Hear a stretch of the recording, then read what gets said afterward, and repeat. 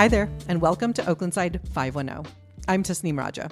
Each week on the 510, we've been catching you up on some of the biggest news in Oakland, taking you behind the headlines, and previewing cool events around town. But today's episode is a little different. Today, we launch our on-air fundraising drive.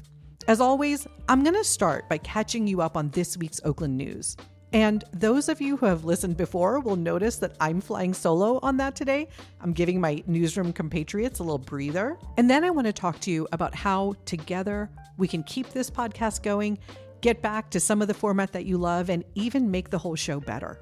We need to raise $15,000 to produce the next 6 months of weekly episodes.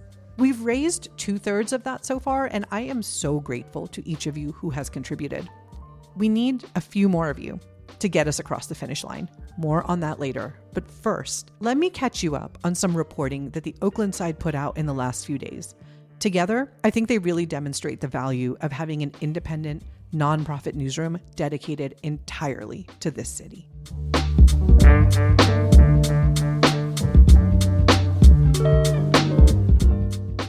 All right, let's get into it. Let's do headlines. And it's just me, so let me take a deep breath and let's start rolling. Okay, I want to start with something that matters to every single person in Oakland: earthquake preparedness. Look, I don't want to freak you out, but several major earthquake faults cross the Bay Area. And according to UC Berkeley's seismology lab, there's a 72% chance that the Bay Area is going to experience a 6.7 magnitude quake sometime in the next 18 years. So we all got to get ready. Last week, you felt it. I felt it. There was a 4.3 quake that shook parts of Oakland. The next morning, our reporter Natalie Ornstein started working on a comprehensive guide on how to prepare for the next big one. But Natalie didn't just write a generic earthquake safety article. She put together a guide that is specifically for Oaklanders with hyper-local resources and information. So in her piece, she tells you about AC Alert. That's the emergency notification system for Alameda County that you can sign up for right now. Now that one I did know about. I didn't know about this next one. She also talked about the free MyShake app that provides advance notice for large earthquakes. Yeah, I downloaded that one.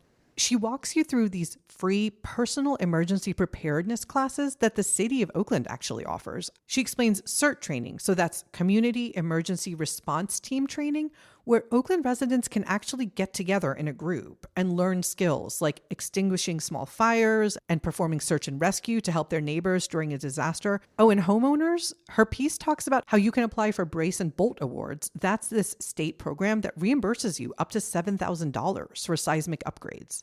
This is the kind of practical, actionable journalism that could literally save your life or the lives of your neighbors when, not if, when, the big one hits. I wanted to tell you about this story, number one, so that you can catch up on the information in Natalie's piece, but also because I think this is the kind of story that takes time and local knowledge to report well. Natalie had to research local programs, verify a bunch of information, talk to city officials, and present it all in a way that is actually useful to you and me. Thank you, Natalie, and thank you to the over 4,000 people who are supporting her work by being an Oaklandside member. All right, let's turn to something a little more contentious: Oakland's police chase policy. So a couple of our reporters put out a story on this recently. Our road safety reporter, Jose Fermoso, and our public safety reporter, Rosalind Romero, have been covering this deeply controversial debate in Oakland for months now. On the one hand, you have community members who say Oakland's crime problems are worsened because suspects know that police have restrictions on how they can chase them. On the other hand, you have safety advocates and families of people who were killed during police chases who say loosening these restrictions is going to lead to more deaths of innocent bystanders. Jose and Rosalind covered a recent meeting of the Oakland Police Commission where Police Chief Floyd Mitchell proposed 3 big changes. First, he wants to bring back the idea that officers and supervisors, quote, shall not be criticized or disciplined, quote, for ending a chase. He also wants to change the rules so that officers don't have to notify their supervisor that they're chasing someone until after the chase has begun. Now, officials would only need verbal approval to continue the chase. And he wants to end a special order that requires Oakland police to break off a chase if speeds reach or exceed 50 miles an hour unless a supervisor explicitly allows them to continue. Jose and Rosalind covered that police commission meeting, and they captured both sides of this debate. They quoted Rajni Mandal from Montclair, who supports the changes. They quote her saying, "It's about creating policies that are best practices. Training, policies, and procedures must take into account risk analysis and accountability." Then they also quoted Justin We Win from Bike East Bay, who opposes these changes. He said, quote, "The price paid for these chases is too often paid by community members and bystanders like Dr. Marvin Boomer," end quote. That is the Castlemont High School teacher who died earlier this year after a man who was being pursued by the California Highway Patrol hit a fire hydrant, which struck and killed the teacher. Also in this piece, and I think this was really important, the reporters reminded readers about Lolomanai Sokai. He was an airport worker killed in 2022 after a driver that was being chased by two OPD officers lost control and crashed into parked cars, one of which landed on top of Lolomanai Sokai. Critically, our reporters explained that even if these chases are implemented, OPD officers will still be able to chase only people that they suspect have committed a violent, forcible crime, or if there's probable cause that they used a gun to commit a crime. We just got through a lot. This is not simple reporting. You need to know the history. You need to know the stakeholders. You need to understand the policy details and what they mean in practice. You need to be at that meeting, listening to hours of public comment and debate. That is what Oaklandside reporters do. Let's move on to story number 3. This is a story about a turnaround in Oakland that our reporter Eli Wolf recently covered.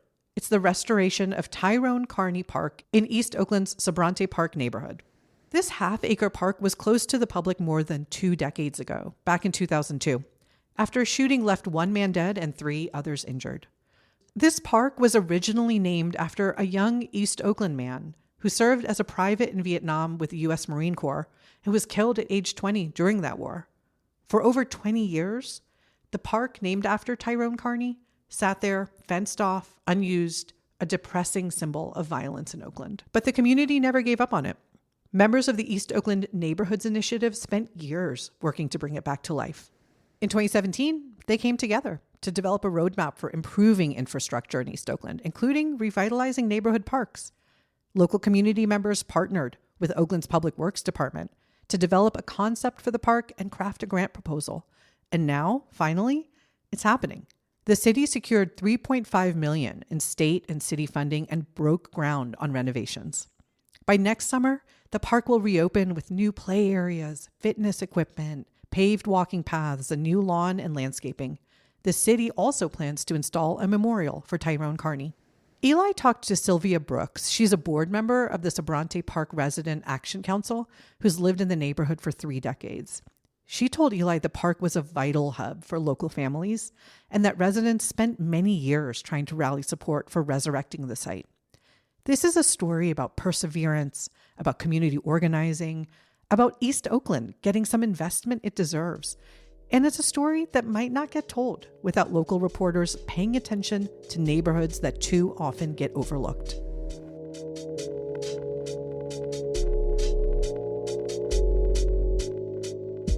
All right, some more recent news. Jose, our road safety reporter, covered another transportation development just in the last week. This is a $30 million grant to transform one of the most dangerous stretches of Martin Luther King Jr. Way. So as Jose reported, Oakland's Department of Transportation, ODOT, is going to construct a 2-way cycle track and add traffic islands and these concrete bulb outs to narrow the roadway and slow down vehicles. The plan also includes adding streetlights throughout that stretch. And by the way, if you don't know what a bulb out is, don't worry, you're not alone. Our whole newsroom had to learn what a bulb out was when Jose started reporting this beat. So we actually have a whole explainer on this at Oaklandside. Jose explains how these new protected bike lanes are going to connect to Oakland's Green Loop, that linked network of cycling lanes and walking paths west of Lake Merritt. The city says construction will begin next year and continue until the end of the decade. Jose reminded readers in his story that the city has more plans for MLK Jr. Way. There's a plan to repave it from 47th Street to 61st Street and add safe street structures like better crosswalks, sidewalk extensions, and protected bike lanes. This is beat reporting. Jose knows Oakland streets and the city's transportation plans. He can connect the dots between different projects, explaining how they all fit together and root them in a more than decade-long project to make Oakland's streets safer. If as you're going about your daily life in Oakland, taking the bus, walking, biking, and you see construction going on and you're wondering what that is, I encourage you to go to oaklandside.org. There's a very good chance that Jose has not only written about it, but actually taken the time to explain to you why it's happening and how it fits into the wider context of streets in Oakland. I want to turn to a story that shows why we need local reporters paying attention to everyday issues and how important it is for residents to have a trusted newsroom in town. Our senior editor, Darwin Bongram, last week got a tip about a parking ticket scam targeting Uptown Oakland drivers. An Oakland resident thought to take a photo of a fake ticket they got, and they emailed it to us at editors@oaklandside.org. You know who you are out there, and thank you for getting in touch with us. Darwin looked into it and learned that someone has been putting fake parking tickets on windshields around Broadway and 24th Street. The tickets look similar to official city citations, and they even include a QR code that leads to a fake payment website. Some people have already been scammed out of around $70 a pop. The good news is Darwin's reporting may have foiled the scammers' plans.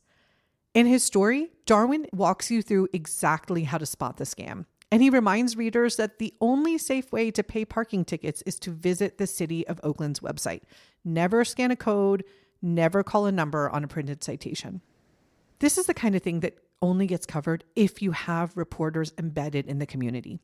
Reporters who residents trust and want to reach out to when they have good information to share. Okay, let's end with a fun food story.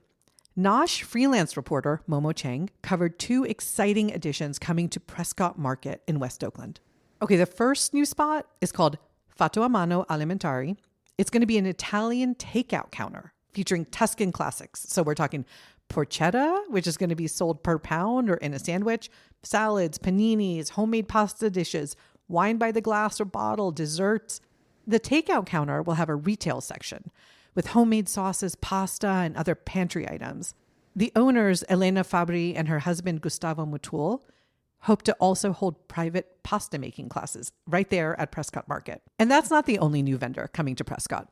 FOB West is coming from Janice Dulce. She's the veteran chef from FOB Kitchen in Oakland's Temescal neighborhood. She's going to bring you dishes inspired by her Filipino roots and her time growing up in Guam and the Bay Area, such as tacos, grilled chicken inasal, and Guamanian red rice. Both are slated to open later this year at the Prescott Market Indoor-Outdoor Food Hall, which officially opened in April. Momo also interviewed Prescott Market's director and curator Harvinder Singh, who's also a founder of the West Oakland Farmers Market. And Singh told her that several businesses at Prescott are sourcing produce from West Oakland Farmers Market vendors and other local farms.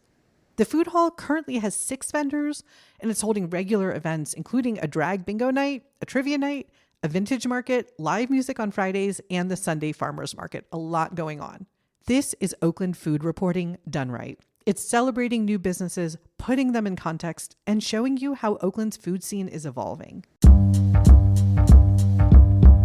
Okay, so those are 6 recent stories from the Oaklandside, all reported in the last few days. These are 6 very different stories. We're talking earthquakes and parks, police chases, street safety, creative scammers, and food. Here's what they all have in common. They came from reporters who live in Oakland, who know Oakland, and who care about Oakland, and who show up consistently to tell these stories.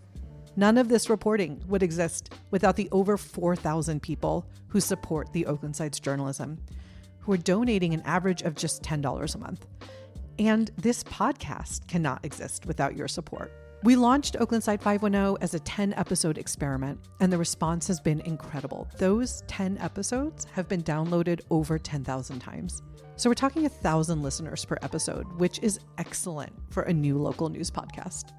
We've heard from so many of you about how this show is changing the way you engage with Oakland.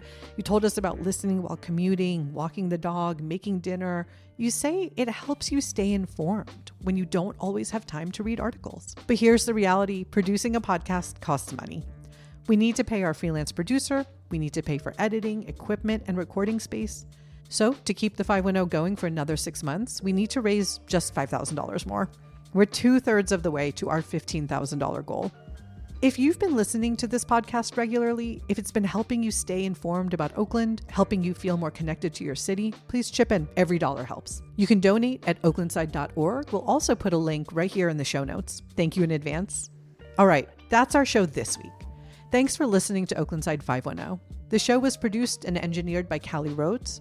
Esther Kaplan is our editor. I'm Tasneem Raja. Please donate to keep this thing going, and I'll see you next week. If we've reached our goal, we're going to put out a regular episode, more like what you're used to. If not, we'll stay in fundraising mode a little longer. Thank you.